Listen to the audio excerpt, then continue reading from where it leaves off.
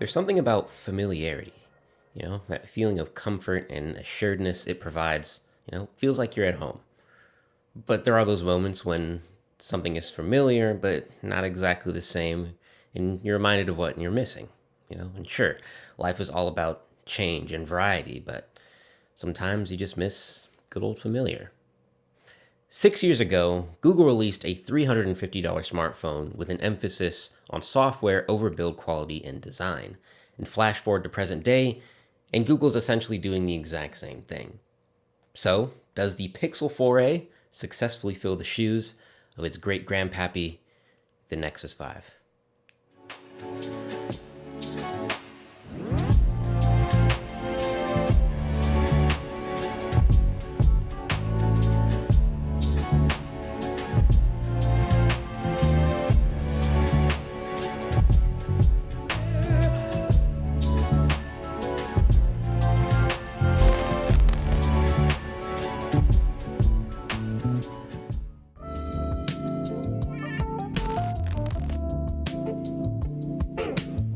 One thing I can definitely say I appreciate about the Pixel 4a is definitely not the design. I mean, not that it looks bad, but as of 2020, this probably has the most generic phone design I've seen thus far. I mean, it's $350, so I can't complain that much, right? But I mean, they couldn't even offer it in a more interesting color. I mean, you're just getting it in this black with an accented power button. I mean, really? That just feels kind of lazy on Big G's part, and it wouldn't really cost them much to even just give us one extra color option, just one. Now, with that being said, compared to their $350 smartphone from 6 years ago, the Pixel 4a definitely feels a lot more solid. I'm not calling this a premium feeling phone by any means, but I can definitely say this feels a lot more solid in the hand. It doesn't feel like it's going to fall apart on me the same way the Nexus 5 kind of did after like a few months of use. At the end of the day, having a phone that isn't going to fall apart on you is more important than how it looks, especially since most people are just going to throw it in a case anyway.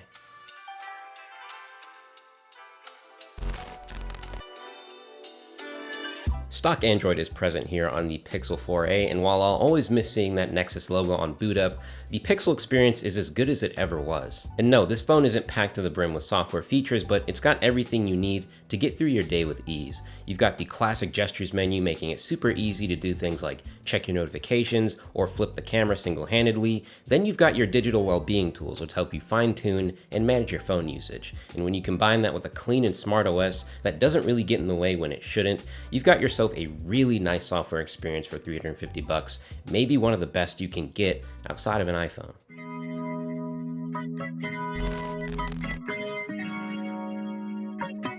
Now, while the concept of this whole video has kind of been that the Pixel 4a is the spiritual successor to the Nexus 5, this is the one category where the Pixel 4a is nothing like its predecessor. Because the Pixel 4a has a great camera. While the iris-infatuated suckers of the world continuously slap more and more sensors on their smartphones like a Connect 4 game, Google sticks to what Google knows best, which is software. One lens is all we need here on the Pixel 4a because Google image processing software is A1. If you know Pixel phones, then you know the story here. You're getting a very rich, punchy, and contrasty image pretty much every time, and you've got all the 2020 creature comforts like portrait mode and what I'd say is a best-in-class night sight feature. So this is what we're looking like as far as video quality on the Pixel 4a. You can choose between either 1080p or 4K video, and that's pretty much it. You can turn on electronic image stabilization in the settings. In fact, I believe it's enabled by default, and that's pretty much it. No frame rate options, no advanced video features by any means, but for the price point, I'm really not complaining, and I think the video quality is fine. Let it go.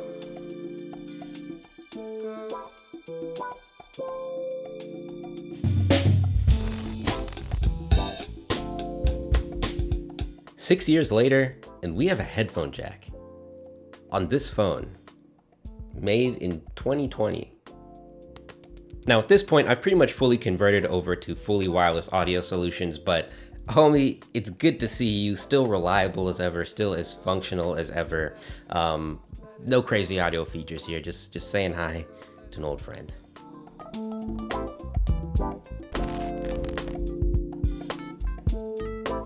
One area where the Pixel 4a really surprised me was the display and battery life.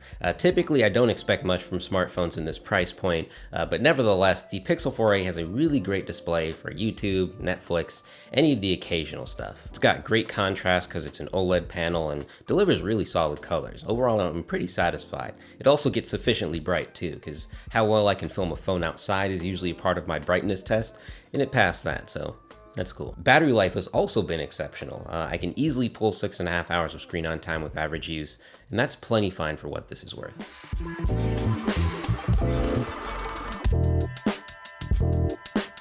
So for $350, you're getting a lot of phone in the places that matter the most for most people, and that's display, software, camera, and battery life.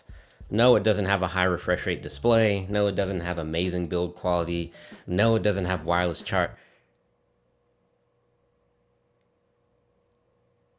Actually, wait here one sec. So Pixel 4a, $350, no wireless charging. That's not really surprising. So if I put it here on the charger, nothing really happens. The light that's usually supposed to come on doesn't come on. In this $350 smartphone, you would expect to do the same thing. But, you see that? So, what does this mean?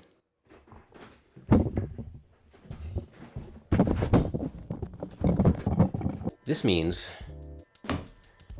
that the $350 Pixel 4a does not live up to the Nexus 5. But I still think it's a really good phone. Like I said, it delivers everything you need in the right places that matter. And I think you should buy it, quite honestly. Thank you all for watching. Please make sure to like, subscribe if you enjoyed. And I'll talk to you in the next one.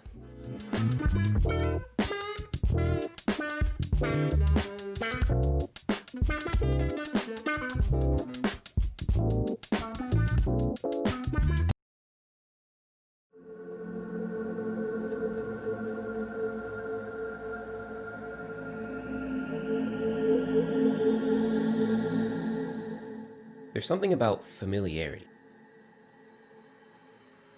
You know, that feeling of comfort and assuredness it provides. Feels like you're at home. But there are those moments when something is familiar,